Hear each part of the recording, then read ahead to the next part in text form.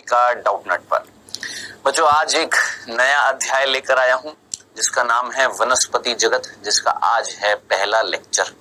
ठीक है, अब ध्यान से सुनिएगा बेटा जी। ये जो अध्याय जो है पढ़ने में ना बड़ा बोरिंग सा लगता है, बड़ा टफ सा लगता है। कोशिश मेरी पूरी रहेगी कि आपको सारी चीजें इंटरेस्टिंग तरीके से बताऊं, एक एक चीज आपको समझ में आ जाए। यही तो एक टीचर की कोशिश होती है ना।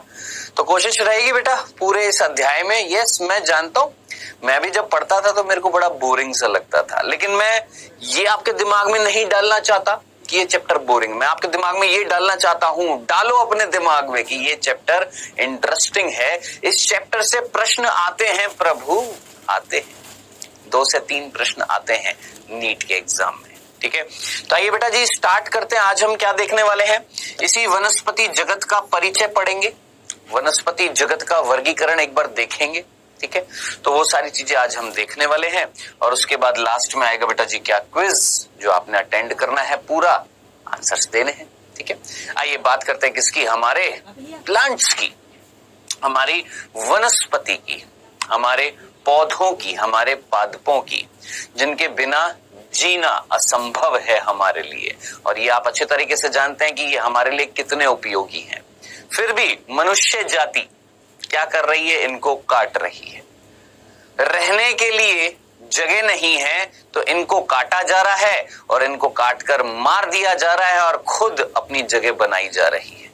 खुद ही कोई नुकसान पहुंचा रहे हैं। क्यों? क्योंकि इन्हीं के कारण ही तो वायु शुद्ध हो रही है, इन्हीं के कारण ही तो ऑक्सीजन मिल रही है। अब इन्हीं को ही अगर खत्म करते जाओगे तो कैसे जिंदा रह पाओगे। ठीक है, चलिए जी बेटा जी वनस्पति जगत की बात कर रहे हैं, प्लांट किंगडम की बात कर रहे हैं। आगे बढ़ते हैं बिना किसी मैं बोलूंगा व्यवधान के या बिना किसी रोक टोक के आगे बढ़ते हैं। देखिए वनस्पति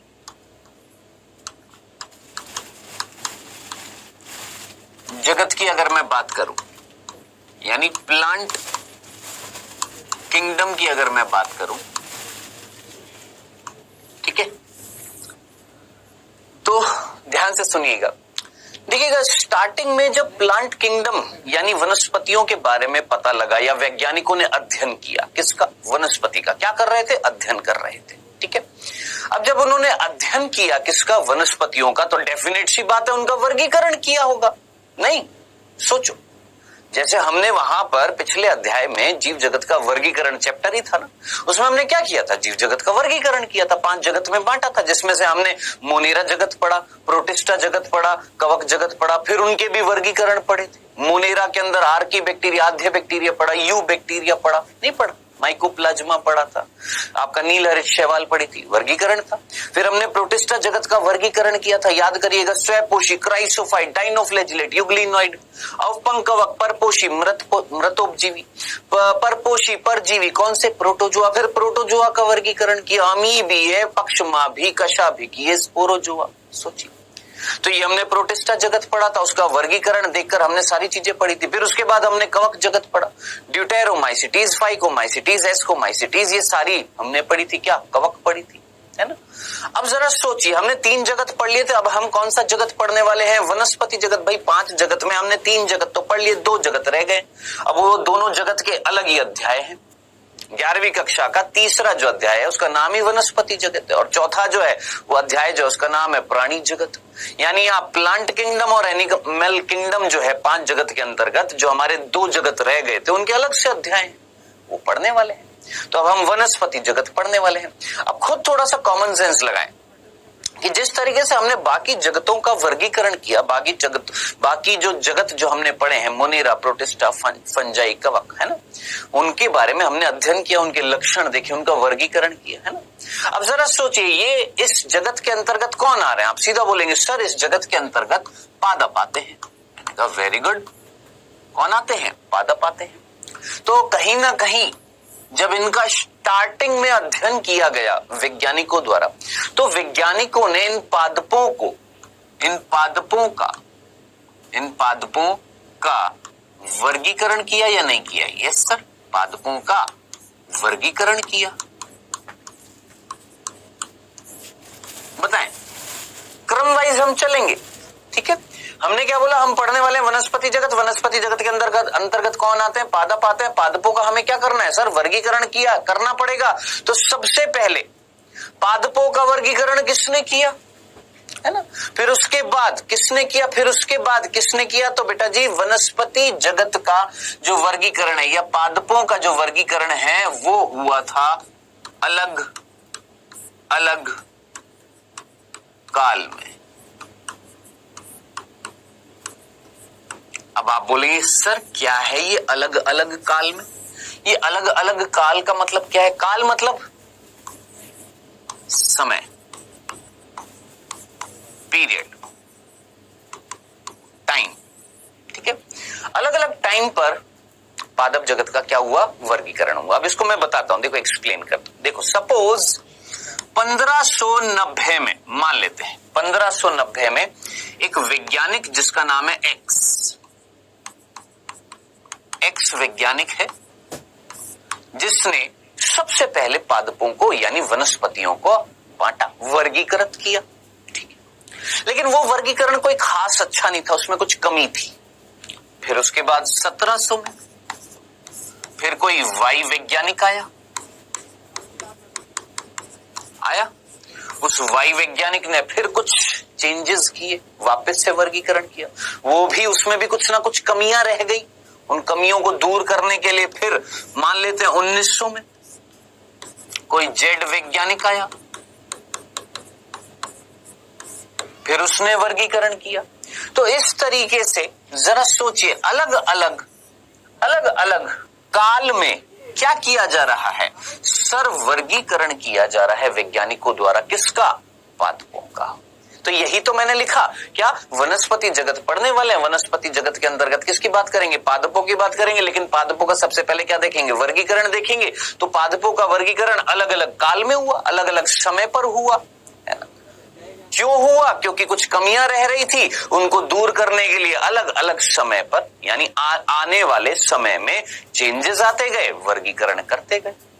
ये सिंपल सा मीनिंग समझ में आया। अब आप पूछेंगे सर किस किस ने वर्गीकरण किया, कौन कौन से काल में वर्गीकरण हुआ। तो मैं अब आपको बताऊंगा वनस्पति जगत का वर्गीकरण टोटल 4 काल में हुआ है। क्या बोला मैंने, वनस्पति जगत का वर्गीकरण जो है वो टोटल 4 काल में हुआ है, 4 पीरियड्स में हुआ है, ठीक है। अब वो 4 काल हम आज पढ़ने वाले हैं। आइए, सबसे पहला काल जो है वनस्पति जगत के वर्गीकरण का, वो इन्होंने प्रस्तुत किया। अब आप बोलेंगे सर ये कौन है, तो ध्यान से सुनिएगा। सबसे पहले हम क्या देखने वाले हैं, प्रथम काल।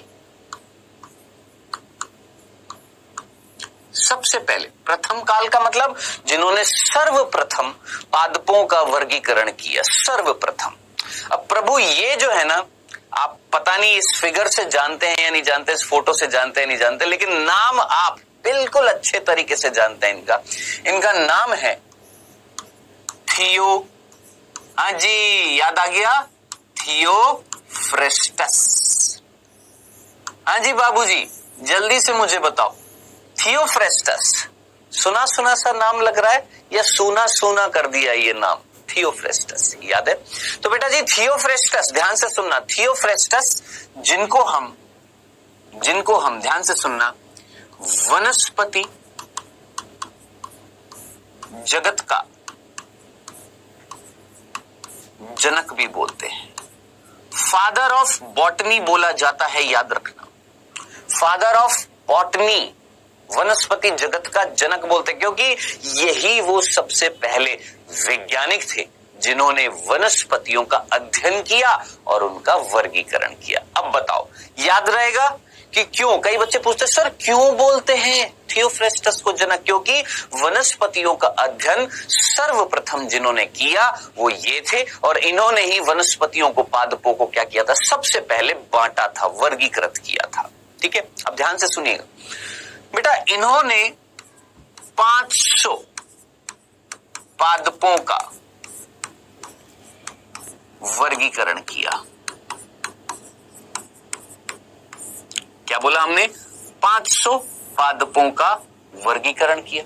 अब आप बोलेंगे सर आपको कैसे पता, मैंने कहा मैंने बुक में पढ़ा। बुक को कैसे पता? जो उसके लेखक थे उसने छापा। लेखक को कैसे पता? कहीं ना कहीं उसको जानकारी मिली। यानी कुल मिलाकर स्टार्टिंग से जानकारी किसने दी? कि थियोफ्रेस्टस ने 500 पादपों का वर्गीकरण किया। तो खुद थियोफ्रेस्टस ने बताया होगा ना भाई। अब कैसे बताया? थियोफ्रेस्टस ने एक पुस्तक, एक बुक प्रतिपादित करी। अब जरा सोचिए, प्रतिपादित का मतलब क्या होता है? पब्लिश करना।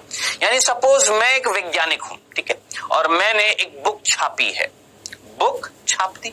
अब उस छापूंगा तो उसके अंदर कुछ ना कुछ कंटेंट, उसके अंदर कुछ ना कुछ इंफॉर्मेशन दूंगा कि नहीं दूंगा? बिल्कुल दूंगा। तो इन्होंने भी थियोफ्रेस्टस ने भी समस्त पादपों को बांटा था। कितने पादपों को? 500 पादपों का क्या किया था? वर्गीकरण किया था। ठीक है, एक बुक के अंदर बताया था, और उस बुक का नाम आपने याद रखना है, हिस्टोरिया प्लांटेरम। याद रखना है, उस बुक का नाम याद रखिएगा, हिस्टोरिया प्लांटेरम। वो बुक थी, वो पुस्तक थी, जिसके अंदर उन्होंने 500 पादपों को वर्गीकृत किया था। ठीक है सर, समझ में आ गई, इतनी सी बात समझ में आ गई। अब आपका प्रश्न होएगा, सर कौन से समूह में बांटा इन्होंने? कौन से समूह में बांटा? आइए देखते हैं बेटा जी। देखिए, थियोफ्रेस्टस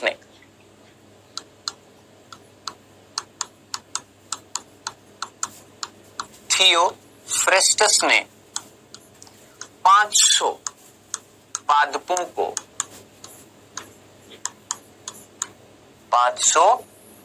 को 3 समूह में बांटा था। कितने समूह में बांटा? 3 समूह में बांटा। कौन कौन से? सबसे पहले वृक्ष, यानी ट्री। सबसे पहले किस में बांटा बेटा?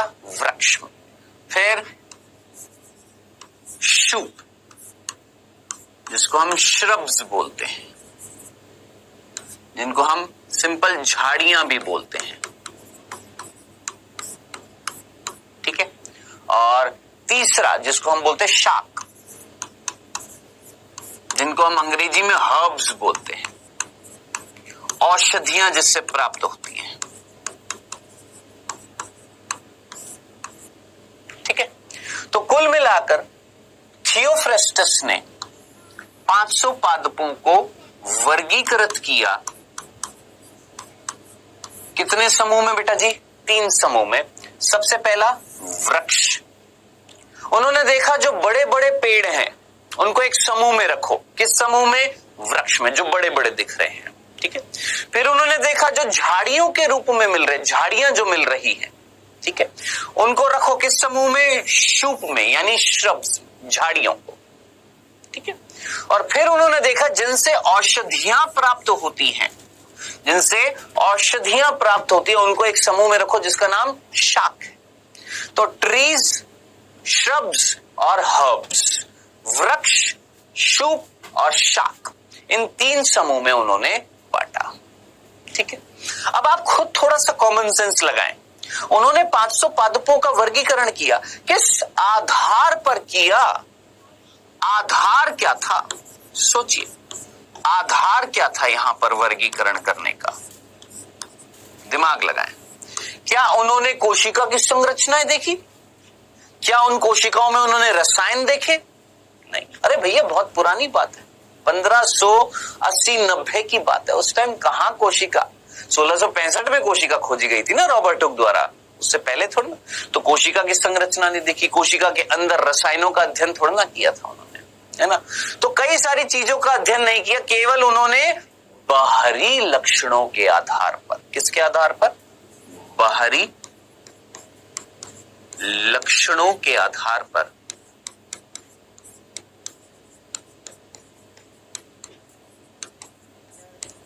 वर्गीकरण किया। किसके आधार पर बेटा? बाहरी लक्षणों के आधार पर क्या किया था? वर्गीकरण किया था। और आपने भूलना नहीं है, ऐसा वर्गीकरण जो बाहरी लक्षणों के आधार पर किया जाता है। ऐसी वर्गीकरण की पद्धति जिसके अंतर्गत वर्गीकरण अगर किया जाए बाहरी लक्षणों के आधार पर, तो उसे हम बोलते हैं कृत्रिम वर्गीकरण पद्धति।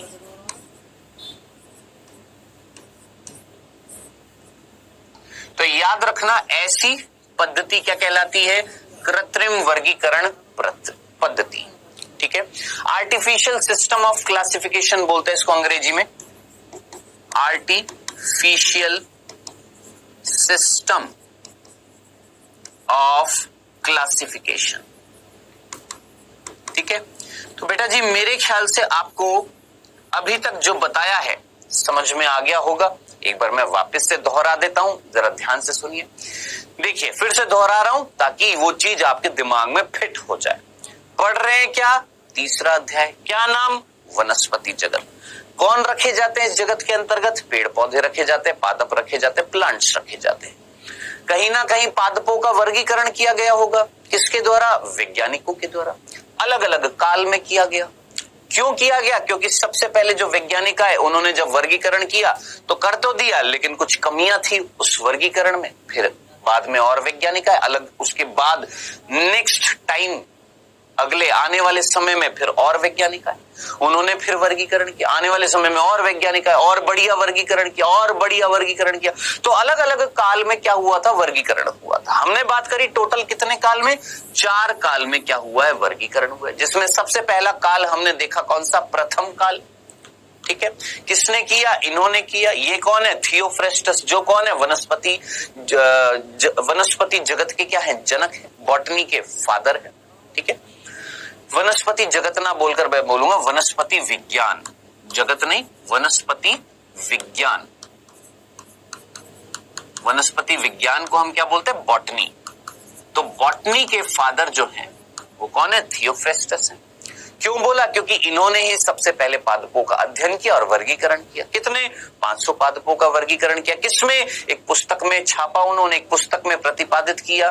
कितने? 500 पादपों का वर्गीकरण। पुस्तक का नाम हिस्टोरिया प्लांटेरम। अब इस पुस्तक में उन्होंने जो 500 पादपों का वर्गीकरण किया उनको बांटा कितने समूह में? 3 समूह में। कौन? जो बड़े थे, वृक्ष जो झाड़ियों के रूप में मिल रहे थे, क्या शूप, और जिनसे औषधियां मिल रही हैं वो थे शाक। अब ये कौन से लक्षण थे? बाहरी तो थे, जो बाहर से बड़ा दिख रहा है डाल दो इसमें, जो झाड़ियों की तरह दिख रहा है डाल दो इसमें, जिससे कुछ मिल रहा है, पदार्थ मिल रहा है, जो औषधियां मिल रही है उसको डाल दो इस रूप में। ये कौन से लक्षण थे? बाहरी लक्षणों के आधार पर वर्गीकरण किया। ऐसा वर्गीकरण क्या कहलाता है? कृत्रिम वर्गीकरण पद्धति कहलाती है। बताएं, क्या ये पहला काल डन डना डन डन समझ में आ गया? चलें आगे, आइए अब दूसरा काल पढ़ते हैं। ये पहला काल था, अब दूसरा। अब बेटा जी दूसरा काल जो था, द्वितीय काल जो है, ठीक है, अब ये किसने? द्वितीय काल यानी आगे आने वाले समय में, अपकमिंग टाइम में, ये वैज्ञानिक ने फिर से वापस से पादपों का वर्गीकरण किया। अब ये कौन है? ये देखो मैं आपको कई बार दिखा चुका हूं, इनकी फोटो दिखा चुका हूं। यहाँ पे नाम में भी कुछ दिख रहा होगा, यहाँ पर LINN कुछ दिख रहा है? नहीं दिख रहा? अरे नाम आप अच्छे तरीके से जानते हैं। कौन है प्रभु? ये है कार्ल लीनियस। ये है कौन? Karl Linnaeus. ठीक है, तो कार्ल लीनियस ने द्वितीय काल में, कई बच्चे पूछते सर प्रथम काल द्वितीय काल क्या? ये समझ में आ गया ना? प्रथम काल यानी सबसे पहले, उसके बाद आने वाले समय में, अपकमिंग टाइम में द्वितीय काल होएगा। फिर उसके बाद आने वाला समय क्या होएगा? तृतीय काल होएगा। फिर उसके बाद आने वाला समय क्या होएगा? चतुर्थ काल होएगा। इस तरीके से काल होंगे, अलग अलग वर्ष होंगे। ठीक है, तो बेटा जी कार्ल लीनियस ने द्वितीय काल में पादप जगत का क्या किया था? वर्गीकरण किया था। अब कई बच्चे पूछते हैं सर वर्ष भी याद रखने क्या? कौन सा प्रथम काल कौन सा वर्ष था, द्वितीय काल कौन सा वर्ष था? ध्यान से सुनना, कुछ वैज्ञानिकों के वर्ष याद रखने। अब जैसे क्या मैंने आपको थियोफ्रेस्टस का वर्ष बताया? प्रथम काल कौन से वर्ष में आया था? नहीं बताया ना, जरूरी नहीं है। द्वितीय काल, हाँ ये बताऊंगा मैं आपको। क्या कार्ल लीनियस ने 1753 में क्या किया था बेटा जी? पादप जगत का वर्गीकरण किया था। पादप जगत का वर्गीकरण किया, ठीक है। अब देखिए, ये तो आप अच्छे तरीके से जानते हैं, इन्हें हम वर्गीकरण के पिता भी बोलते हैं, इन्हें हम द्विनामकरण या नामकरण का पिता भी बोलते हैं। नामकरण याद करिए, नामकरण पद्धति, द्विनामकरण पद्धति किसने दी थी? इन्होंने ही तो दी थी, याद करिए। वर्गीकी का जनक बोलते हैं, याद करिए। सारी चीजें नहीं पढ़ी थी ना पहले अध्याय में, जीव जगत पढ़ी थी ना। हाँ जी, तो 1753 में इन्होंने पादप जगत का वर्गीकरण किया। किसमें? एक पुस्तक में। सीधी सी बात है, जैसे थियोफ्रेस्टस ने एक पुस्तक छापी, इन्होंने भी पुस्तक छापी। उस पुस्तक का नाम था, उस पुस्तक का नाम कितने बच्चों को याद है? बताया हुआ है, याद है? नहीं याद? कोई बात नहीं, ध्यान से सुनना। Species plantarum. क्या नाम है? Species plantarum. अब देखिए, उनकी पुस्तक का भी नाम क्या था? प्लांटेरम। प्लांटेरम था या नहीं था? क्या था? Historia plantarum. इनकी पुस्तक का नाम स्पीशीज प्लांटेरम। दोनों में प्लांट आ रहा है? हाँ सर आ रहा है। किसकी बात कर रहे हैं? प्लांट्स की तो बात कर रहे हैं, ठीक है। तो 1753 में इन्होंने, कार्लस लीनियस ने पादप जगत का वर्गीकरण किया। अब आप बोलेंगे सर कितने पादपों का किया? तो बेटा जी, इन्होंने 1753 में इस पुस्तक में 5900 पादपों का वर्गीकरण किया था। कितना? 5900 पादपों का क्या किया था? वर्गीकरण किया था। सोचिए, उन्होंने 500, इन्होंने 5900 पादपों का क्या किया था? वर्गीकरण किया था। अब आप ये पूछेंगे सर कौन कौन से समूह में किया था? बेटा, जो चीज जरूरी है वो बताऊंगा, जो चीज जरूरी नहीं है उसकी कोई जरूरत नहीं है।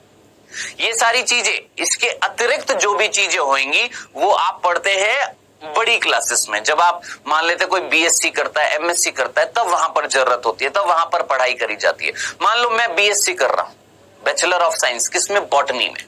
किसमें? वनस्पति विज्ञान में, बॉटनी में। तब मैं वहां पर ये सारी चीजें पढ़ूंगा। अभी नीट की दृष्टि से या 11वीं 12वीं की दृष्टि से जितना बता रहा हूं सफिशिएंट, बहुत ज्यादा है।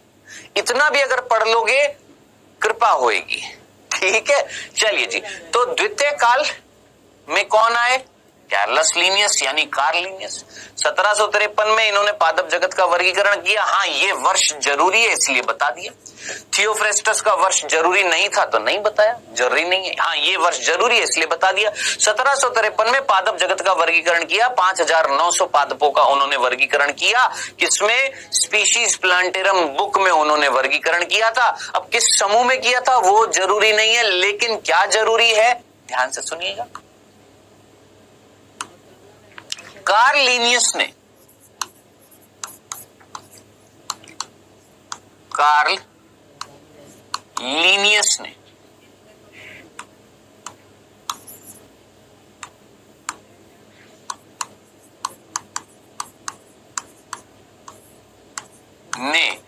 भी कृत्रिम वर्गीकरण पद्धति के अनुसार वर्गीकरण किया। बताएं मुझे, क्या ये लाइन समझ में आई? याद करिए, थियोफ्रेस्टस ने कैसा वर्गीकरण किया था? कैसा? कृत्रिम किया था या नहीं किया था? कृत्रिम का मतलब केवल बाहरी लक्षणों को देखकर वर्गीकरण करना क्या कहलाता है? कृत्रिम वर्गीकरण कहलाता है। और ऐसी पद्धति क्या कहलाती है? कृत्रिम वर्गीकरण पद्धति। केवल कौन से लक्षण? बाहरी, और वो भी ज्यादा नहीं, 1-2, मात्र 1-2 बाहरी लक्षणों के आधार पर वर्गीकरण। क्या? मात्र 1 से 2 बाहरी लक्षणों के आधार पर लक्षणों के आधार पर वर्गीकरण।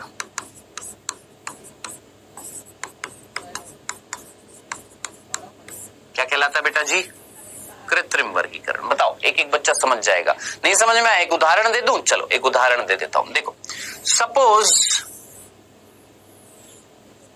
आपने तितली देखी है। आप बोलेंगे यस सर, तितली देखी है। क्या है ये? कीट है। क्या है ये? कीट है। ठीक है। आपने कबूतर देखा है? यस सर, कबूतर देखा है। ये क्या है? एक पक्षी है। आपने चमगादड़ पास से नहीं देखा होगा, लेकिन नाम सुना है, कभी ना कभी देखा होगा अंधेरे में, चमगादड़। यस सर, देखा है। ये एक स्तनधारी है। ठीक है। पक्षी आप जानते हैं, कीट आप जानते हैं, कीड़ा, और स्तनधारी जिनके शरीर पर स्तन ग्रंथियां होती है, जिससे वो अपने बच्चे को दुग्धपान कराती है, एक स्त्री, एक माता। ऐसे जीवों को हम क्या बोलते हैं? स्तनधारी। मैं भी स्तनधारी हूं। यस, मेरे अंदर भी स्तन ग्रंथियां, आप में भी, एक नर में भी होती है, मादा में भी होती है। विकसित किस में होती है? मादा में, अपने बच्चे को दुग्धपान कराने के लिए। तो चमगादड़ क्या है? स्तनधारी है। कबूतर क्या है? पक्षी है। तितली क्या है? कीट है। बाबूजी जरा जल्दी से मुझे बताएं, तीनों ही उड़नशील है।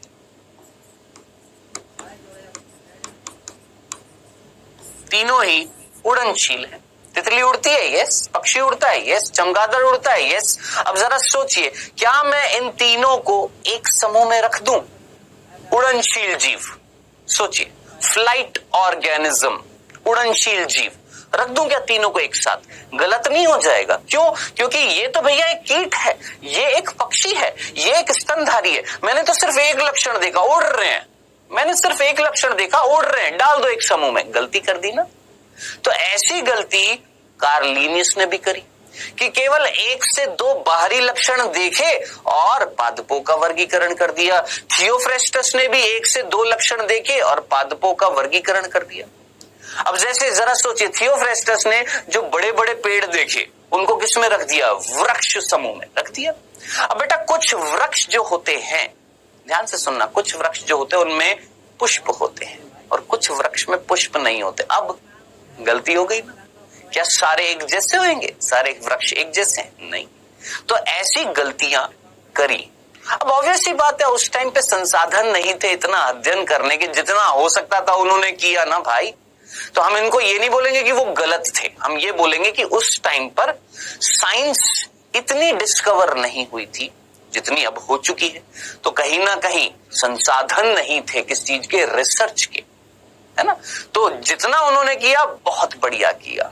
ठीक है, चलिए जी बेटा, यहां तक चीज समझ में आ गई। ये कौन सा काल था बेटा हमारा? द्वितीय काल। किसने दिया? कार्ल लिनियस ने 1753 में पादप जगत का वर्गीकरण किया, जिन्हें हम वर्गीकी के जनक भी बोलते हैं। वर्गीकरण विज्ञान जो या हम बोलेंगे वर्गीकरण के जनक बोलते हैं, या हम नामकरण के जनक बोलते हैं। 1753 में बुक छापी थी स्पीशीज प्लांटेरम, जिसके अंदर 5900 पादपों का वर्गीकरण किया था। कैसा वर्गीकरण था? ये भी कृत्रिम वर्गीकरण था। ठीक है सर, दोनों वर्गीकरण, दोनों काल में कुछ कमियां हैं, दोनों में कृत्रिम वर्गीकरण हो रहा है जो सही नहीं है ना। तो अब इसके बाद क्या आएगा सर? तृतीय काल आएगा। आइए अब बात करते हैं वनस्पति जगत का वर्गीकरण तृतीय काल में। तृतीय काल में टर्शरी पीरियड। कौन सा? टर्शरी।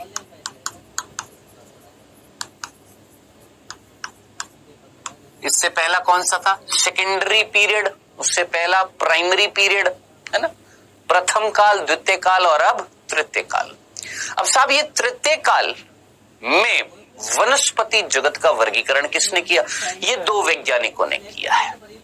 दो वैज्ञानिक दिख रहे हैं, इन दोनों ने वर्गीकरण किया। अब इनका नाम क्या है बेटा? तृतीय काल किसने प्रस्तुत किया? एक तरीके से मैं बोल सकता हूं दो वैज्ञानिक, एक का नाम है बेंथम तथा हुकर। कुकर नहीं, हुकर। बेंथम और हुकर, ये दो वैज्ञानिक थे जिन्होंने तृतीय काल में कहीं ना कहीं वनस्पति जगत का क्या किया? वर्गीकरण किया। सिंपल। चले आगे। अब ध्यान से सुनना, ये बहुत इंपॉर्टेंट है, दोनों वैज्ञानिक बहुत इंपॉर्टेंट है।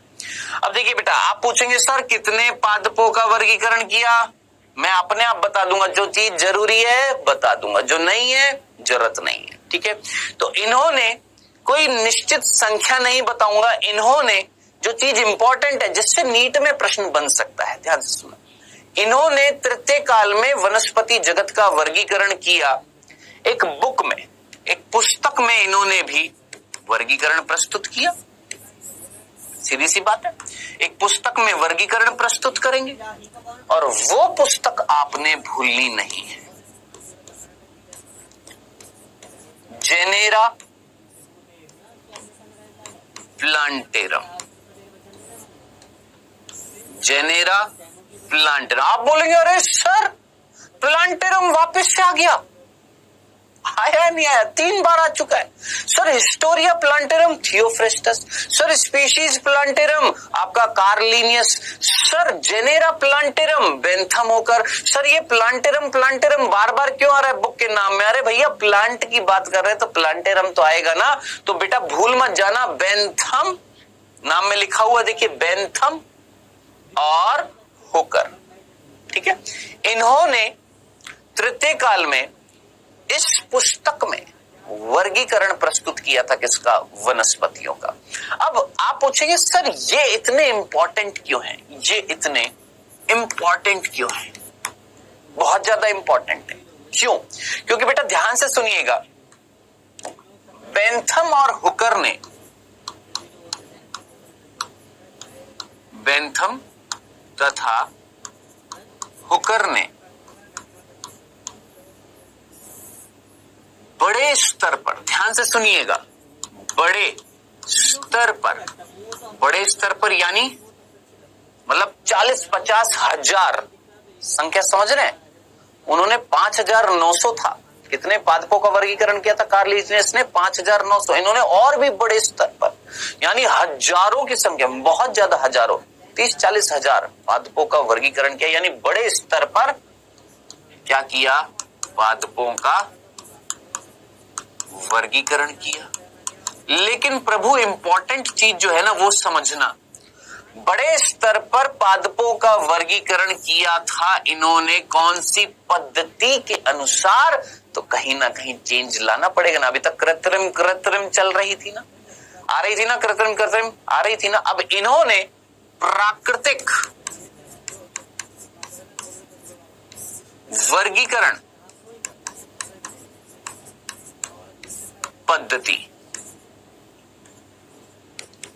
के अनुसार, प्राकृतिक वर्गीकरण पद्धति के अनुसार पादपों का वर्गीकरण किया बड़े स्तर पर। क्या लाइन समझ में आई? क्या इतनी सी बात समझ में आई? बेंथम और हुकर फेमस क्यों हैं? क्योंकि इन्होंने प्राकृतिक वर्गीकरण पद्धति को अपनाया और पादपों का वर्गीकरण किया बड़े स्तर पर। अब आपका फाइनली क्वेश्चन होएगा सर कृत्रिम तो समझ में आ गया था, कृत्रिम वर्गीकरण कैसा था? एक ऐसा वर्गीकरण जिसमें हम केवल 1 से 2 बाहरी लक्षणों के आधार पर जीवों को बांट रहे हैं, वो था कृत्रिम। सर ये प्राकृतिक वर्गीकरण क्या होता है? तो ध्यान से सुनना बेटा, प्राकृतिक वर्गीकरण पद्धति एक ऐसी पद्धति होती है जिसमें हम कई लक्षणों के आधार पर, कई लक्षणों के आधार पर वर्गीकरण करते हैं। कई लक्षणों के आधार पर हम क्या करते हैं? वर्गीकरण करते हैं। अब आप बोलेंगे कई लक्षण जैसे? जैसे मैं आपको बताता हूं, जैसे बाहरी लक्षण, बाह्य लक्षण बोल देता हूं। आप बोलेंगे सर ये तो हमारे कृत्रिम में भी था। हाँ था, यहां पर भी है, देखो यहां पर भी बाहरी लक्षण देखेंगे, लेकिन 1-2 नहीं, बहुत सारे। और आंतरिक लक्षण, आंतरिक लक्षण देखेंगे, यानी शरीर के अंदर क्या क्या मिल रहा है उसके आधार पर देखें। जैसे पादपों की बात करूं, आपने जाइलम फ्लोएम नाम सुना है ना, संवहन बंडल बोलते हैं। पेरेन्काइमा, कोलेन्काइमा, स्क्लेरेन्काइमा नाम सुना है ना, मृदुतक, स्थूल कोण, दृढ़ोतक नाम सुना, ये ऊतक होते हैं। ये ऊतक कहां मिल रहे हैं? शरीर के अंदर मिल रहे हैं। तो इनका अध्ययन क्या होएगा? आंतरिक अध्ययन होएगा, है ना। तो आंतरिक लक्षण देखें, कोशिकीय लक्षण देखें, कोशिकीय लक्षण देखें, यानी कोशिकाओं का अध्ययन किया। उन कोशिकाओं में रसायनों का अध्ययन किया, रासायनिक लक्षण देखे, ठीक है। कोशिकाओं के अंदर रसायन नहीं मिल रहे, प्रोटीन, कार्बोहाइड्रेट, ये सारी चीजें नहीं मिल रहे, उनका भी अध्ययन किया। तो रासायनिक लक्षण भी देखे, वो रसायन जो कोशिका में मिल रहे हैं उस कोशिका का अध्ययन किया, वो कोशिकाएं जो अंदरूनी संरचनाएं बना रही, आंतरिक लक्षण वो भी अध्ययन किए, बाहरी लक्षण भी देखे। यानी कई सारे, ढेर सारे लक्षणों को आधार बनाकर जब आप वर्गीकरण करते हैं तो ऐसा वर्गीकरण क्या कहलाता है? आपका प्राकृतिक वर्गीकरण। और ऐसी पद्धति क्या कहलाएगी? प्राकृतिक वर्गीकरण पद्धति। तो बाबूजी याद रखना, सबसे पहले प्राकृतिक वर्गीकरण के आधार पर पादपों का वर्गीकरण, वनस्पति का वर्गीकरण बड़े स्तर पर किसने किया था? बेंथम और हुकर ने, इन दोनों ने। और किस पुस्तक में किया था? Genera plantarum. बताएं, यहां तक की कहानी समझ में आ गई? क्या ये तृतीय काल समझ में आ गया? चलें आगे, फाइनल, ये तृतीय काल है। अब आप बोलेंगे सर ये तो सबसे अच्छा काल है, ये तो बेस्ट काल है, इसमें तो सारे लक्षण ले लिए, लेकिन अभी भी 2-3 लक्षण अभी भी रह गए थे इसमें। दो लक्षण मैं बोलूंगा नहीं थे इस प्राकृतिक वर्गीकरण पद्धति में, 2 लक्षण। अगर वो 2 होते ना तो ये तृतीय काल आज तक चल रहा होता, आज तक। यानी इसमें भी कुछ ना कुछ कमी है ना, तो उसको दूर करना पड़ेगा। आइए अब बात करते किसकी? ये तृतीय काल था, अब इसके बाद कौन सा आएगा? चतुर्थ काल।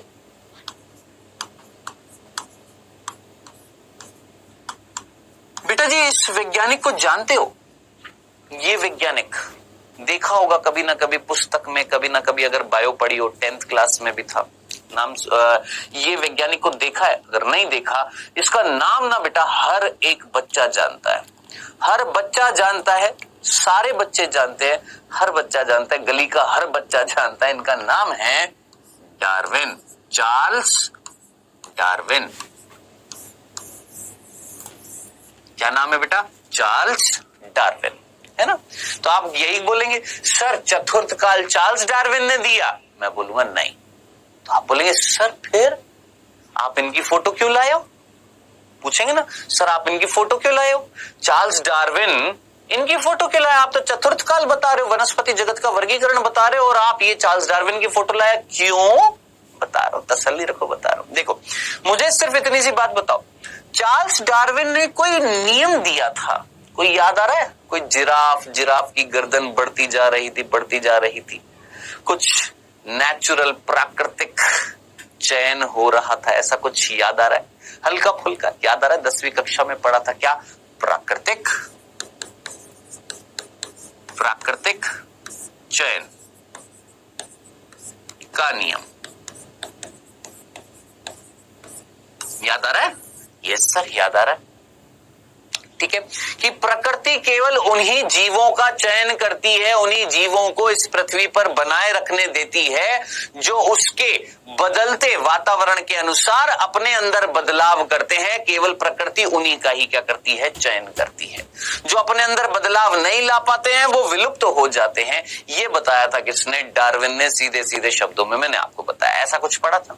अब आप बोलेंगे ठीक है सर ये चीज जानते हैं, समझ में आता है, ये हम 12वीं कक्षा में भी पढ़ेंगे। यस, 12वीं कक्षा का एक अध्याय है जिसका नाम है विकास, इवोल्यूशन, जहां पर आप डार्विनवाद पढ़ोगे, जिसमें आप डार्विनिज्म पढ़ोगे, डार्विन ने क्या क्या चीजें बताई, ये सारी चीजें पढ़ोगे, ठीक है। चलिए जी, तो अब आप फाइनली पूछोगे सर डार्विन क्यों लाए हो, इनको क्यों लाए हो, इन अंकल को क्यों लाए हो यहां पर? ध्यान से सुनना। देखिए बेटा, चतुर्थ काल जो है वो किसी एक वैज्ञानिक ने नहीं दिया था, वो कई वैज्ञानिकों ने दिया था।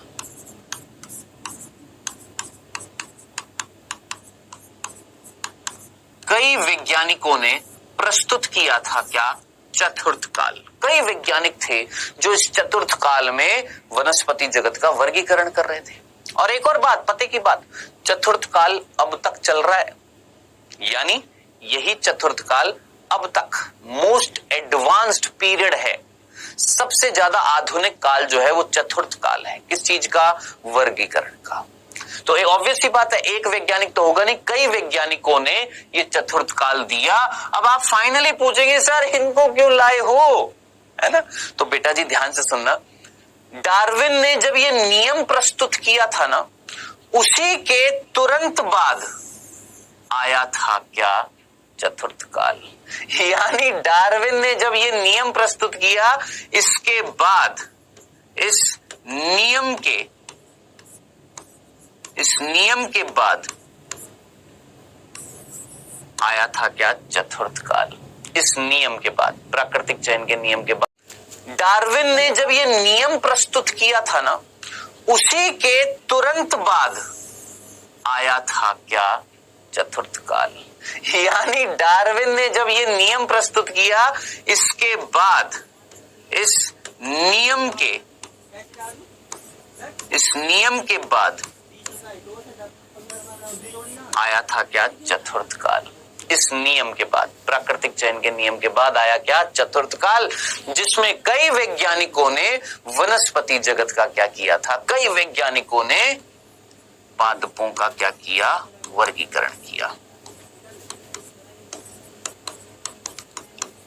ठीक है, अब आपके मन में थोड़ी सी दुविधा होगी, यही ना सर कौन से वैज्ञानिक थे। मैंने बोला ना कई वैज्ञानिक थे, एक का नाम लूंगा वो सही नहीं है, कई सारे वैज्ञानिक हैं जिन्होंने चतुर्थ काल में वर्गीकरण प्रस्तुत किया, और सारे वैज्ञानिकों को सम्मिलित किया गया चतुर्थ काल में, जिन ने भी वर्गीकरण किया है। ठीक है, अब बात आ रही है इन वैज्ञानिकों ने चतुर्थ काल में जो वर्गीकरण प्रस्तुत किया वो कौन सी पद्धति थी।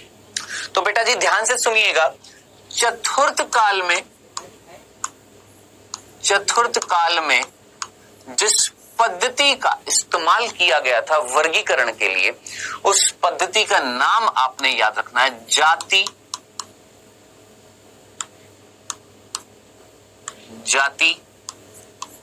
वृत्तीय वर्गीकरण पद्धति।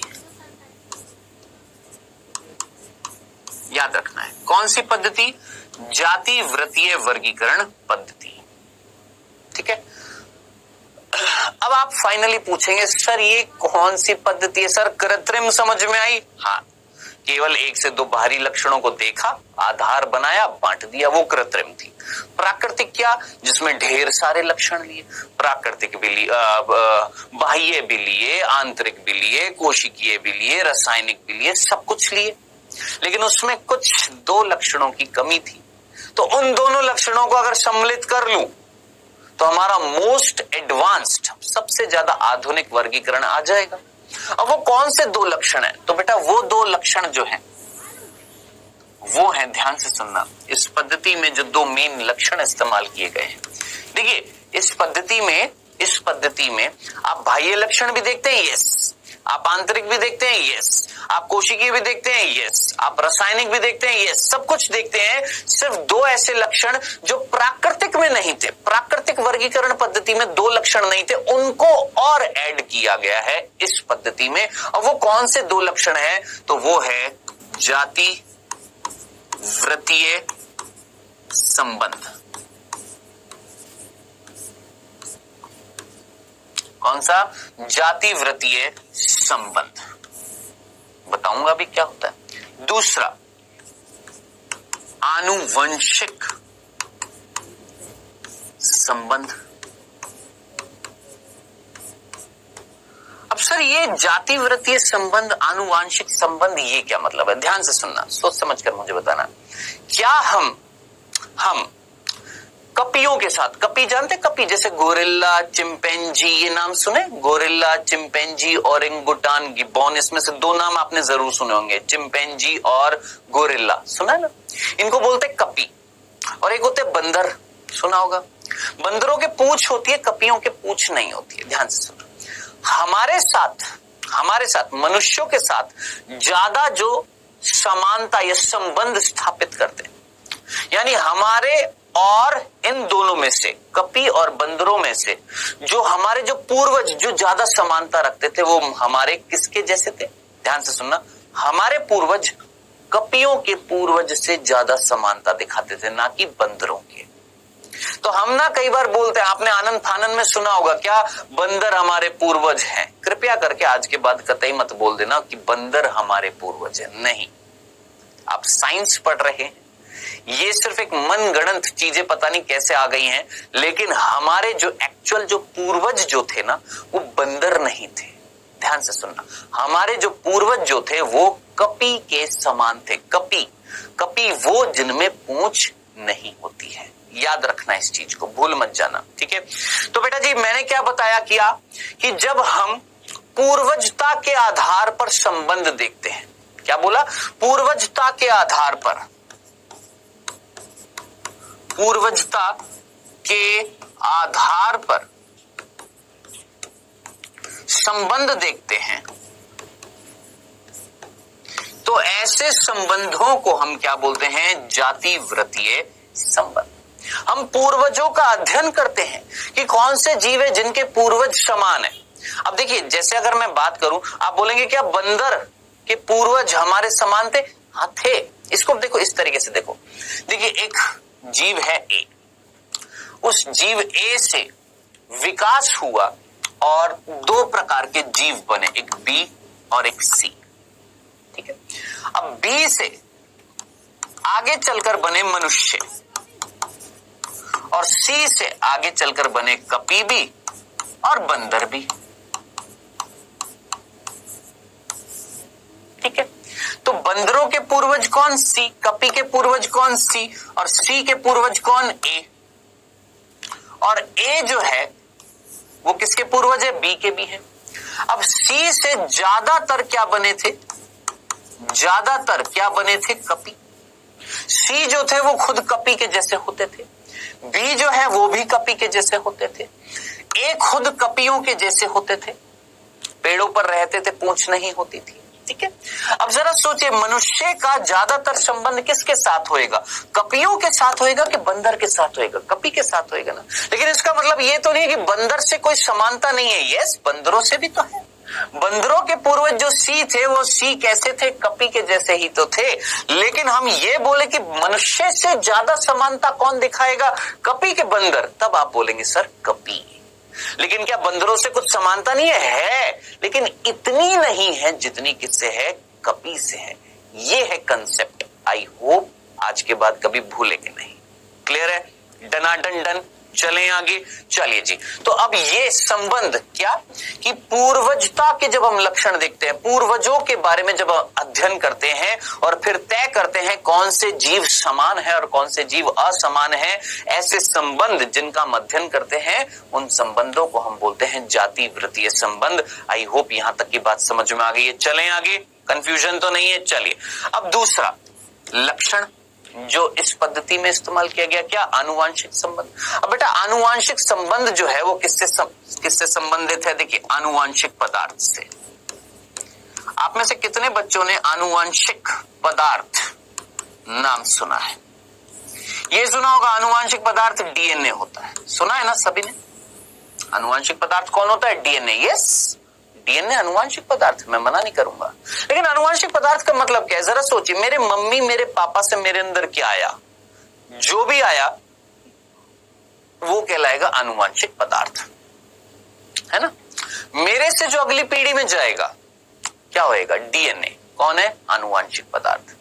अगली से अगली पीढ़ी में जो जाएगा वो पदार्थ क्या कहलाता है? अनुवांशिक पदार्थ। और वो कौन होता है? डीएनए होता है, ठीक है। अब जरा सोचिए, इस पद्धति में डीएनए का अध्ययन किया गया कि कौन से जीव हैं जिनका डीएनए कुछ ना कुछ समानता दिखा रहा है। अब जरा सोचिए, हमारा डीएनए और चिंपैंजी, नाम सुना है ना चिंपैंजी, हमारा और चिंपैंजी का डीएनए जो होता है उसमें बहुत ज्यादा समानता होती है। समानता चिंपैंजी और हमारे डीएनए में। अब जरा सोचिए, बंदर और हमारे डीएनए में इतनी समानता नहीं है जितना चिंपैंजी और हमारे डीएनए में। हमारा गुणसूत्र 5वां होता है ना, क्रोमोसोम हमारा 5वां, हूबहू डिट्टो सेम किसके जैसा होता है? चिंपैंजी में भी सेम टू सेम होता है गुणसूत्र। अब ये थोड़ी सी चीज ऊपर चली जाएगी, इसलिए मैं यहीं पर साइड में रोकता हूं और मैं आपसे सिंपल सी बात पूछता हूं। अनुवांशिक पदार्थ कौन होता है? डीएनए। अनुवांशिक पदार्थ का मीनिंग समझ में आ गया? डीएनए अनुवांशिक पदार्थ होता है जो एक पीढ़ी से दूसरी पीढ़ी में जाता है। डीएनए के बारे में सब कुछ पढ़ेंगे बहुत सारी चीजें। ऐसा तो है ना कि एक ही दिन में सब कुछ ज्ञान मिल जाएगा, समय लगता है, सारी चीजें आएंगी। अभी सिर्फ इतना सा स्टेप बाय स्टेप। अनुवांशिक पदार्थ कौन था? डीएनए, जो जिसका मीनिंग क्या होता है अनुवांशिक पदार्थ का? जो एक पीढ़ी से दूसरी पीढ़ी में जाता है। या मैं इसको ऐसे भी तो बोल सकता हूं, सोचो एक कोशिका से दो कोशिका बन रही है, तो एक है जनक कोशिका और एक है पुत्री कोशिका। जनक कोशिका से पुत्री कोशिका में क्या जा रहा है? अनुवांशिक पदार्थ कौन? डीएनए। सिंपल। तो बेटा जी आनुवांशिक पदार्थों का अध्ययन करेंगे, गुणसूत्रों का अध्ययन करेंगे, डीएनए का अध्ययन करेंगे और फिर उसके बाद संबंध देखेंगे कि कौन से जीवों में निकट संबंध है, किस जीव में निकट संबंध नहीं है, कौन ज्यादा समानता दिखा रहा है, कौन ज्यादा असमानता दिखा रहा है। इस आधार पर जब वर्गीकरण करेंगे तो वो कौन से संबंधों को सम्मिलित किए जाएगा, आनुवांशिक संबंधों को। तो आनुवांशिक संबंधों को, जातिवृत्तीय संबंधों को, इन दो और संबंधों को, इन दो और लक्षणों को सम्मिलित किया गया था इस वर्गीकरण पद्धति में। और यही वर्गीकरण पद्धति आज तक चली आ रही है, जिसमें सभी लक्षण तो थे ही, यानी सभी लक्षण यानी प्राकृतिक वर्गीकरण पद्धति के सारे लक्षण और दो एक्स्ट्रा लक्षणों को और सम्मिलित किया गया। ये थी आपकी जातिवृत्तीय वर्गीकरण पद्धति, जो चतुर्थ काल में कई सारे वैज्ञानिकों ने वनस्पति जगत का क्या किया था, वर्गीकरण किया था। तो ये था बेटा जी हमारे 4 काल वनस्पति जगत के वर्गीकरण के। अब आप बोलेंगे सर आज इतना ही, नहीं, अभी तो आगे और भी है। ठीक है, चलिए बेटा जी अब हम बात करने वाले हैं वनस्पति जगत के लक्षण। तो देखिए इस चैप्टर को हमें किस तरीके से पढ़ना है, एक रूपरेखा तैयार करो अपने मन में, अपने दिमाग में इस चैप्टर को कैसे पढ़ना है। सबसे पहले इस चैप्टर में हमने बात करी वनस्पति जगत के अंतर्गत कौन रखे जा रहे हैं, वनस्पति, प्लांट्स रखे जा रहे हैं। ठीक है, उन वनस्पतियों का सबसे पहले हमने हिस्ट्री देखी, इतिहास देखा उनके वर्गीकरण का, प्रथम काल, द्वितीय काल, तृतीय काल, चतुर्थ काल। ठीक है, अब हम देखने वाले वनस्पति जगत के क्या लक्षण। ठीक है, फिर उसके बाद हम पढ़ेंगे वनस्पति जगत का वर्गीकरण, फिर उस वर्गीकरण में जो जो समूह आएंगे उनका अध्ययन करेंगे और चैप्टर हो जाएगा खत्म। बस इतना ही है। ठीक है, चले आइए बेटा, सबसे पहला लक्षण प्लांट्स का। पहले तो मुझे बताओ, आने से पहले मुझे ये बता दो, बस इतनी सी बात, आपको जो पेड़ पौधे दिखाई देते हैं प्लांट्स, वो यूकैरियोटिक है कि प्रोकैरियोटिक है? देखो ये तो बहुत सिंपल सा प्रश्न है, आप आराम से जवाब दे देंगे, यूकैरियोटिक के प्रोकैरियोटिक, सुकेंद्र की है कि पूर्व केंद्र की? आप सीधा बोलेंगे सर यूकैरियोटिक, है ना। एकल कोशिकीय के बहुकोशिकीय, एकल कोशिकीय के बहुकोशिकीय आपको कैसे दिखाई दे रहे हैं? सर बहुकोशिकीय, बहुत सारी कोशिकाओं से बने हुए हैं। तो पहला सिंपल सा लक्षण, ये बहुकोशिकीय होते हैं और यूकैरियोटिक होते हैं। कैसे होते हैं? बहुकोशिकीय होते हैं, बहुकोशिकीय होते हैं और यूकैरियोटिक होते हैं। ये कोशिकीय कर देते हैं इसको, बहुकोशिकीय यूकैरियोटिक होते हैं। बताओ, सिंपल सी बात है, इसमें कोई कंफ्यूजन होना चाहिए किसी बच्चे को? सोचिए, बहुकोशिकीय यानी बहुत सारी कोशिकाओं से बने हुए, शरीर किससे बना हुआ है? बहुत सारी कोशिकाओं से, और यूकैरियोटिक होते हैं। अब आप प्रश्न पूछेंगे क्या सर सारे पादप यूकैरियोटिक होते हैं? मैं बोलूंगा यस, सभी पादप यूकैरियोटिक है, यस। लेकिन क्या सारे पादप बहुकोशिकीय हैं? तब मैं बोलूंगा नहीं, नहीं। अब मैं आपसे बोलूं, सोचो 100 में से 99 पादप बहुकोशिकीय, एक नहीं है। तो अगर मैं लक्षण लिखूंगा तो यही लिखूंगा ना कि अधिकतर कैसे हैं? बहुकोशिकीय। कुछ कैसे होते हैं? एकल कोशिकीय होते हैं। अब आप पूछेंगे फाइनली कौन होते हैं? आएगा, हिंट दे देता हूं। आपने नाम सुना है ना, शैवाल सुना है? लाल शैवाल, भूरी शैवाल, हरी शैवाल सुना है? इस वनस्पति जगत में आते हैं, जिनको हम थैलोफाइट्स बोलते हैं, थैलोफाइट्स, जो हम पढ़ेंगे, जिसमें से कुछ शैवाल ऐसी होंगी जैसे क्लेमाइडोमोनास, एक हरी शैवाल है जो एकल कोशिकीय है। ठीक है, क्लोरेला एक हरी शैवाल है, एकल कोशिकीय है। तो ये सारी चीजें आएंगी। अभी सिर्फ इतना सा कि वनस्पति जगत के सामान्य लक्षण देख रहे हैं। ठीक है, तो ज्यादातर कैसे होते हैं बेटा? बहुकोशिकीय। ज्यादातर क्या, अधिकतम कैसे हैं? बहुकोशिकीय, यूकैरियोटिक। सिंपल। चलिए दूसरा, इनमें वृद्धि अनिश्चित होती है। आप मुझे बताएं, ये मेरे 2 हाथ हैं, ठीक, क्या ये बढ़ते जा रहे हैं? एक ज्यादा बढ़ गया, एक कम बढ़ गया, ऐसा होता है? एक ज्यादा बढ़ गया, एक कम बढ़ गया। आप बोलेंगे सर कुछ लोगों में, अरे बेटा वो रोग होते हैं। सामान्य व्यक्ति की बात करूं, मेरी बात करूं, आपकी बात करूं, आप जो मुझे देख रहे हो, क्या आपके हाथ बराबर है? हाँ है। एक निश्चित समय तक वृद्धि कर रहे हैं? हाँ। मेरी हाइट अब नहीं बढ़ रही है, यानी जितनी बढ़नी थी बढ़ गई है, यानी मेरे अंदर वृद्धि जो है वो कैसी हुई? निश्चित है। हाँ जी। लेकिन पादपों में जरा सोचिए, क्या शाखा एक निश्चित वृद्धि करती है? क्या तना एक निश्चित वृद्धि करता है? क्या जड़ें निश्चित वृद्धि करती है? नहीं, इनमें वृद्धि जो होती है अनिश्चित होती है। कोई जड़ का भाग ज्यादा बढ़ जाता है, कोई कम बढ़ जाता है, कोई शाखा ज्यादा लंबी हो जाती है, कोई कम लंबी हो जाती है, कोई पत्ती ज्यादा लंबी हो जाती है, कोई कम लंबी हो जाती है। यानी इनमें वृद्धि जो होती है वो कैसी होती है? निश्चित नहीं होती है, अनिश्चित होती है। क्या ये सिंपल सा मीनिंग समझ में नहीं आएगा? बताओ, नीट की तैयारी कर रहे हो, इतना कॉमन सेंस ही बात है, ये तो समझ में आ गया।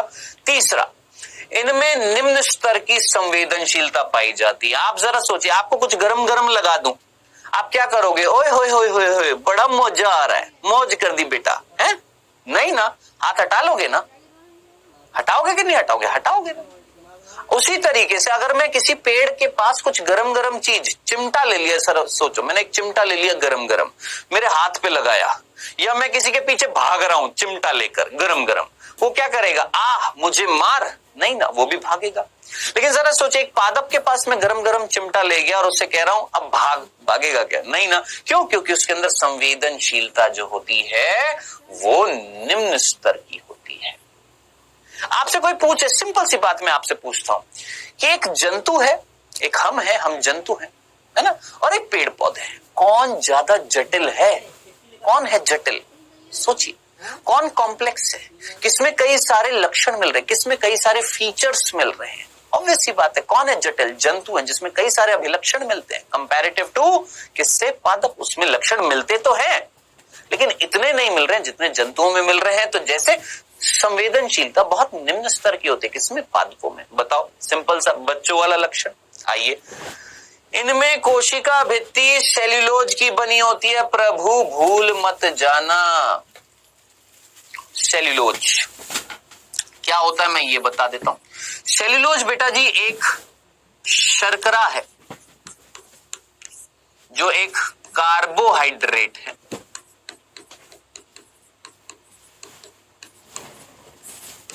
एक शर्करा बोल दीजिए, ये कार्बोहाइड्रेट बोल दीजिए, किसको? सेल्यूलोज को।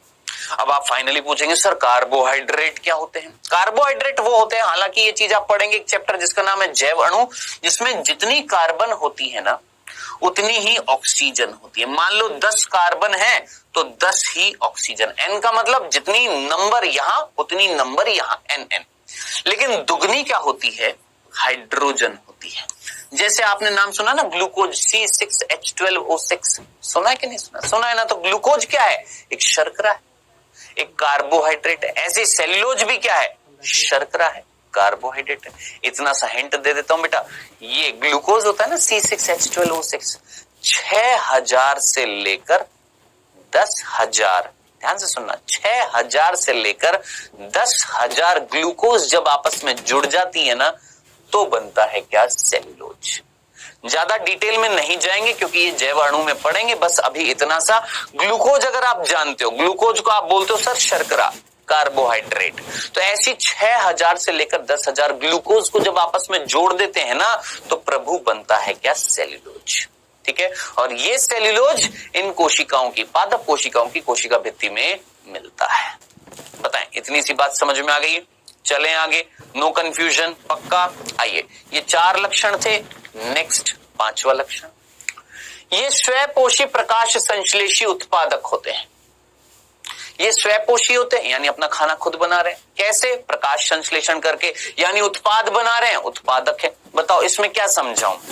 ये तो 9वीं 10वीं क्लास का बच्चा भी जानता है क्या कि पेड़ पौधे क्या होते हैं? अपना खाना खुद बनाते हैं। कौन सी प्रक्रिया से? प्रकाश संश्लेषण से, जिसमें क्या बनता है? ग्लूकोज बनता है, यानी उत्पाद बन रहा है, यानी ये उत्पादक है, प्रोड्यूसर है। खत्म। इसमें क्या समझाऊं? सिंपल सा था। छठा, ये स्थलीय और जलीय दोनों प्रकार के होते हैं। यस, आप बोलेंगे सर हमें तो स्थल पर दिखाई देते हैं, पानी में भी होते हैं। कौन बेटा जी? आपके पेड़ पौधे नहीं होते क्या? सोचो, क्या कभी पानी में आपने नहीं देखे हैं क्या पादप? सोचो, नहीं देखे हैं क्या? होते हैं ना। चलो उदाहरण मेरे को बता दो, आप बता दो, भारत का राष्ट्रीय पुष्प कौन है? कमल, है ना। अब जरा सोचिए कहां पर उग रहा है? सर दलदल में। क्या है वहां पर? पानी तो है, पानी में उग रहा है। लिली कहां उग रहा है? पानी में। गोभी, आप बोलेंगे सर गोभी उग सकती है? यस, पानी में उग सकती है। तो कई ऐसे पादप है जो कहां पर उगते हैं? पानी में। और सिंपल, शैवाल पढ़ेंगे ना, शैवाल, थैलोफाइट, थैलोफाइट शैवाल कहां पर होते हैं? प्रॉपर पानी में होते हैं। लाल शैवाल, भूरी शैवाल, हरी शैवाल कहां होती है? पानी में होती है। ठीक है, तो स्थलीय भी होते हैं और जलीय भी होते हैं। सिंपल। चलिए जी, इनमें खाद्य पदार्थ स्टार्च के रूप में संचित होता है। अब जरा सोचिए, मैं एक पेड़ हूं, ध्यान से सुनना, मैं एक वनस्पति हूं, मैंने प्रकाश संश्लेषण किया, ठीक है सर, मैंने क्या बनाया सर, ग्लूकोज बना दिया। अब मान लो आज मैंने मान लेते हैं 300 अणु, कितने, 300, मान लेते हैं मैंने आज 500 अणु, ध्यान से सुनना, मैं एक पेड़ हूं, मैंने आज प्रकाश संश्लेषण किया और मान लेते हैं मैंने आज 500 अणु बनाए, किसके, ग्लूकोज के, ठीक, कोई दिक्कत तो नहीं है, चले आगे, ठीक है। अब इन 500 अणुओं में से 200 अणु मैंने एक प्रक्रिया में खर्च कर दिए। अभी समझ में नहीं आएगा, सिर्फ इतना सा, श्वसन नाम की कोई चीज होती है, श्वसन, आप बोलेंगे सांस लेना सांस छोड़ना, ना ना ना ना ना ना, वो होता है श्वास लेना, जिसे हम संवातन बोलते हैं, संवातन, ब्रीदिंग बोलते हैं। श्वसन का मतलब होता है एक कोशिका के अंदर ग्लूकोज जैसे पदार्थों को तोड़ना, जिससे ऊर्जा मुक्त हो। तो हम बोलते हैं ना, भोजन खाने से क्या मिलती है, ऊर्जा मिलती है ना। तो कुल मिलाकर हम भोजन खाते हैं, उसमें से ग्लूकोज बनते हैं, ग्लूकोज कोशिका में जाती है, कोशिका में ग्लूकोज को तोड़कर हम उत्पन्न करते हैं ऊर्जा, ये प्रक्रिया क्या कहलाती है, श्वसन। अब जरा सोचिए बेटा, पेड़ पौधे नहीं है, इनको ऊर्जा नहीं चाहिए सर, इनको क्यों ऊर्जा चाहिए, अरे बेटा पानी को नीचे से ऊपर खींचना है, वाष्पोत्सर्जन करना है, तो कई सारे कार्य हो रहे हैं किसमें, पेड़ों में भी, तो वो करने के लिए क्या चाहिए, ऊर्जा। तो ये भी क्या करेंगे, श्वसन करेंगे, यस, ये भी क्या करेंगे, श्वसन करेंगे, यानी ये भी ग्लूकोज को तोड़ेंगे, हाँ जी तोड़ेंगे। अब मैं क्या था, एक पेड़ था, मैंने 500 क्या बनाए, ग्लूकोज के अणु, जिसमें से 200 मैंने खर्च कर दिए किसमें, श्वसन में, कितने बच गए मेरे पास, 300। अब वो 300 ग्लूकोज का मैं क्या करूं, निकाल दूंगा क्या, नहीं, उन 300 ग्लूकोज को जोड़कर मैं बनाऊंगा क्या, स्टार्च, और उस स्टार्च को मैं अपने शरीर में, यानी वनस्पति अपने शरीर में स्टोर कर लेंगे। तो जरा मेरे शब्दों को गौर से सुनो, क्या बोला, इनमें खाद्य पदार्थ यानी भोजन किस रूप में, स्टार्च के रूप में क्या होता है, स्टोर होता है, किस रूप में, स्टार्च के रूप में। स्टार्च क्या होता है, लगभग 280 से 300 ग्लूकोज मिलकर एक स्टार्च बनाते हैं। मैंने अभी आपको बताया सेल्यूलोज किससे बना हुआ था, 6000 से लेकर 10,000 ग्लूकोज जब जुड़े थे तो क्या बना था, एक सेल्यूलोज का अणु बना था। 6000 से 10,000 ग्लूकोज जोड़कर क्या बना रहे थे, एक सेल्यूलोज। 280 से 300 ग्लूकोज मिलकर क्या बनाते हैं, एक स्टार्च। जरा सोचिए, पादपों में कोशिका भित्ति में क्या मिल रहा है, सेल्यूलोज, और पादपों में कोशिका के अंदर भोजन स्टोर हो रहा है किस रूप में, स्टार्च। खुद सोचो, आज मान लो मैं पादप था, मैंने 500 क्या बनाए, ग्लूकोज के अणु, किससे, प्रकाश संश्लेषण से, जिसमें से मैंने ऊर्जा उत्पन्न करने के लिए 200 खर्च कर दिए, कितने बच गए, 300। उन 300 का मैंने एक क्या बना दिया, स्टार्च का अणु बना दिया और स्टोर कर लिया। क्यों कर रहा हूं, क्यों स्टोर कर रहा हूं, क्यों संचित का मतलब होता है स्टोर, क्यों स्टोर कर रहा हूं। मान लो कल प्रकाश नहीं आया, प्रकाश संश्लेषण नहीं होएगा, तो अब ऊर्जा कैसे मिलेगी, ग्लूकोज कैसे बनेगा, तो मेरे पास क्या था, स्टार्च था। अब उस स्टार्च को तोड़कर वापस से ग्लूकोज उत्पन्न कर लूंगा और उस ग्लूकोज को यूज में ले लूंगा श्वसन में। बताओ, सिंपल सा बच्चों वाला कंसेप्ट समझ में आ गया, क्लियर है, डनाडन। चले आगे, चलिए 8वां, इनमें अलैंगिक और लैंगिक दोनों प्रकार का जनन पाया जाता है। यस, आप जरा सोचिए, लैंगिक जनन करने के लिए पुष्प जिम्मेदार होता है। पुष्प में क्या होता है बेटा, संरचनाएं होती हैं, जैसे आपने नाम सुना होगा पुंकेसर, नाम सुना है, स्त्री केसर, परागकण नाम सुना है, पुंकेसर में होते हैं। स्त्री केसर में अंडाशय होता है, अंडाशय के अंदर आपका बीजांड होता है जो बीज बनाता है। ये सारी चीजें हो सकता है आपके ऊपर से निकल जाए, लेकिन अभी कृपया करके मेरी बात को सुनिएगा। लैंगिक जनन करने के लिए एक पेड़ के पास जो संरचना होती है उसका नाम होता है पुष्प। सिंपल, ठीक है। अब जरा सोचिए, हमने क्या बोला, पेड़, क्या सभी पेड़ों में पुष्प होते हैं? आप बोलेंगे नहीं सर, सभी में नहीं होते। जिनमें नहीं होते उनमें फिर कैसे होएगा जनन? तो सीधी सी बात है, उनमें कैसा होएगा, अलैंगिक भी होएगा। तो याद रखना, ऐसे पेड़ जिनमें पुष्प होएगा उनमें लैंगिक जनन होता है, और जिनमें पुष्प नहीं होते उनमें लैंगिक भी हो सकता है, अलैंगिक भी हो सकता है। अब आपका माथा चकरा जाएगा, सर मान लो आप एक पुष्प हो, मान लो मैं एक पेड़ हूं, ध्यान से सुनना, मैं एक पेड़ हूं, मेरे अंदर पुष्प मिल रहा है। तो मेरे अंदर अगर पुष्प मिल रहा है या मैं एक पेड़ हूं, मेरे पे ये पुष्प मिल रहा है। अब ध्यान से सुनना, कंफ्यूज मत हो ना, ध्यान से सुनना, मैं वापस से बता रहा हूं। मैं एक पेड़, मेरे पर क्या मिल रहा है? पुष्प। मैं क्या करूंगा? ज्यादा से ज्यादा चांसेस है मैं क्या करूंगा? लैंगिक जनन करूंगा। लैंगिक, पहला बिंदु समझ में आ गया? ठीक है सर, जिन पेड़ों पर पुष्प मिलेगा वो सिर्फ लैंगिक करेंगे? नहीं, वो अलैंगिक भी कर सकते हैं। अब आप बोलेंगे सर कैसे, उदाहरण बताओ। मैं आपसे एक सिंपल सी बात पूछता हूं, आपने गुलाब का पेड़ देखा है? Yes sir. गुलाब के पेड़ में गुलाब का पुष्प होता है? Yes sir. गुलाब का पुष्प कैसी संरचना? लैंगिक, यानी लैंगिक जनन होएगा? Yes sir.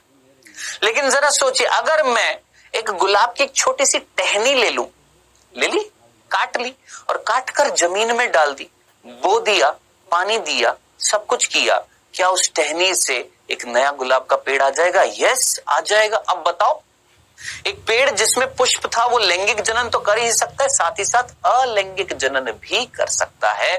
तो याद रखना बेटा जी, वनस्पतियों में अलैंगिक जनन भी मिलता है और लैंगिक जनन भी मिलता है, भूल मत जाइएगा। बताएं, ये सिंपल से 8 लक्षण, डन डना डन डन, कोई दिक्कत तो नहीं है। चलें आगे। नेक्स्ट जो लक्षण मैं लेकर आ रहा हूं, आखिरी लक्षण है 9th, लास्ट लक्षण है 9th, जो समझ में नहीं आता है कई बच्चों को, जिसका नाम है इनमें पीढ़ी एकांतरण पाया जाता है। अब ये क्या बला है? ये पीढ़ी एकांतरण क्या बला है ना? पूछेंगे ना सर ये पीढ़ी एकांतरण क्या होता है? तो बेटा जी आज का जो लेक्चर है ना, यही समाप्त करते हैं, क्योंकि इसको समझाने में थोड़ा सा ज्यादा समय लग जाएगा, और समय लग जाएगा तो क्लास बड़ी हो जाएगी, अगली क्लास नहीं आ पाएगी। ठीक है, तो इनमें पीढ़ी एकांतरण होता है, ये मैं आपको समझाऊंगा नेक्स्ट लेक्चर में। आज हमने क्या क्या पढ़ा है एक बार मैं आपको ये बता देता हूं। आज हमने क्या क्या पढ़ा है? आज हमने वनस्पति जगत की बात करी। वनस्पति जगत का सबसे पहले हमने वर्गीकरण देखा, कौन कौन से काल में हुआ। प्रथम काल थियोफ्रेस्टस हिस्टोरिया प्लांटेरम 500 पादपों का वर्गीकरण किया। फिर उसके बाद द्वितीय काल कार्लिनियस 1753 5900 पादपों का वर्गीकरण किया। दोनों ने कृत्रिम वर्गीकरण किया था, स्पीशीज प्लांटेरम में कार्लिनियस ने।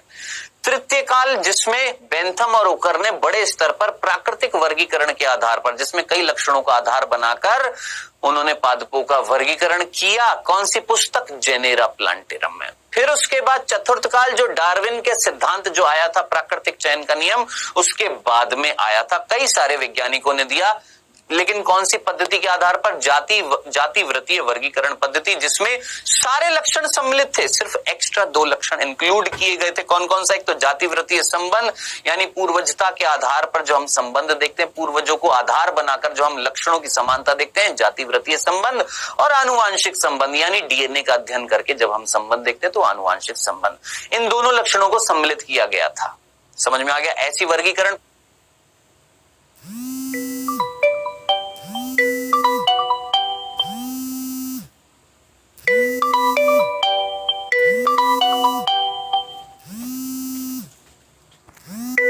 का।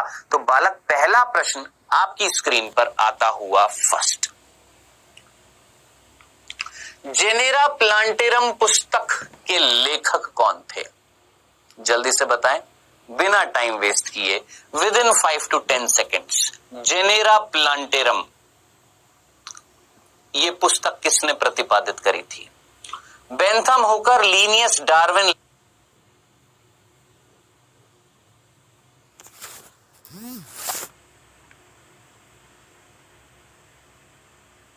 चलिए जी, दूसरा प्रश्न, प्राकृतिक पद्धति का सबसे प्रचलित वर्गीकरण प्रस्तुत किया था। प्राकृतिक वर्गीकरण जो पद्धति थी उसको बड़े स्तर पर किसने समझाया था? लीनियस, बेंथम, होकर, थियोफ्रेस्टर या बेसे? प्राकृतिक वर्गीकरण को बड़े स्तर पर समझाया था किसने? सोचिए। एक और प्रश्न, वनस्पति विज्ञान के जनक कौन? ये तो कर लोगे रे, ये तो कर लोगे, मुझे पता है ये कर लोगे आप। जल्दी से बताएं, वनस्पति विज्ञान के जनक कौन है?